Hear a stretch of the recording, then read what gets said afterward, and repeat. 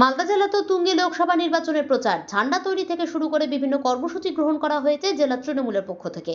দলের পক্ষ থেকে কয়েকদিন আগে জেলার 2 লোকসভা কেন্দ্রে তৃণমূল প্রার্থীদের নাম ঘোষণা করেছে রাজ্য তৃণমূল নেতৃত্ব। উত্তর মালদার প্রার্থী হয়েছেন প্রাক্তন আইপিএস প্রসূন বন্দ্যোপাধ্যায়, অন্যদিকে দক্ষিণ মালদা কেন্দ্রে তৃণমূল প্রার্থী হয়েছেন শাহনওয়াজ আলী রায়হান।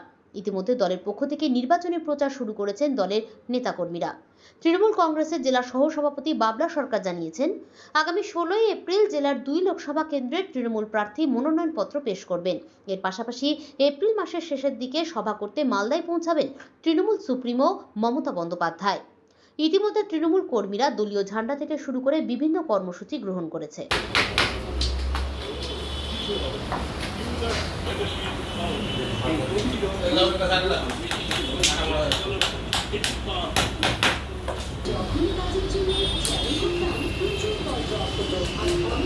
বলছি নির্বাচন ঘোষণা হয়ে গেছে ইতিমধ্যে। আমাদের সর্বভারতীয় সভানেত্রীর অনুমতি নিয়ে আমাদের সাধারণ সম্পাদক অভিষেক বন্দ্যোপাধ্যায় মালদা উত্তর ও দক্ষিণে দুজন প্রার্থীর নাম ঘোষণা করেছেন।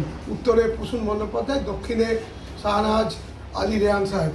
তাদের হয়ে আমরা ইতিমধ্যে প্রচারে নেমেছি এবং আমাদের আগামী 16 তারিখে আমাদের 2 প্রার্থী নমিনেশন দাখিল করবেন এবং 20 তারিখে আমাদের সর্বভারতীয় সভানেত্রী মমতা বন্দ্যোপাধ্যায় মানিকচকে সভা করতে আসবেন এবং 30 এপ্রিল তিনি ওল্ড মালদার তাঁতিপাড়ায় একটা সভা করবেন এবং ওখান থেকে পায়ে হেঁটে ইংলিশবাজার শহর পরিদর্শন করবেন, মানে প্রচার করবেন।